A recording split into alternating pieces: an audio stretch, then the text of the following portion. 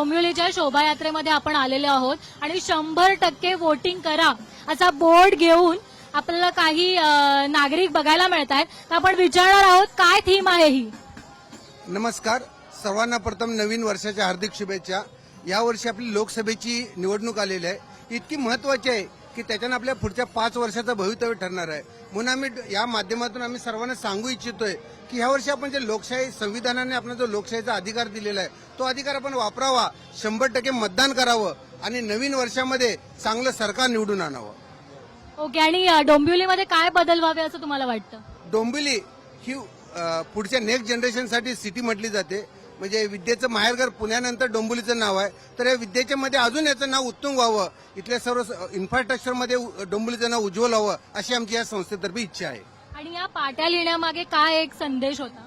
ह्या ज्या पाट्या लिहिलेल्या आहेत याच्यामध्ये संदेश असा आहे की ह्या पाट्या नॉर्मल ह्या पाट्यांना खूप प्रभाव करतात माणसांवरती. हे वाचून आपण मतदाना दिवशी जे सुट्टीला जातात, सुट्टी न जाता त्यांनी मतदान करावं हा आम्हाला असं वाटतं, म्हणून आम्ही ती पाटी लिहिलेली आहे. घरी बसून आराम करतात किंवा सुट्टी एन्जॉय करतात असे न करता तो चांगल्या वेळेचा उपयोग करून मतदान करावं हेच आम्हाला यातून सांगायचं आहे. ओके, धन्यवाद आमच्याशी. आणि आपला देश घडवायचा आहे, त्यासाठी आपलं कर्तव्य बजवायचं आहे आणि मतदान करा हेच आम्हाला सांगायचं आहे. अरे मतदान करा. धन्यवाद आमच्याशी बातचीत केल्याबद्दल.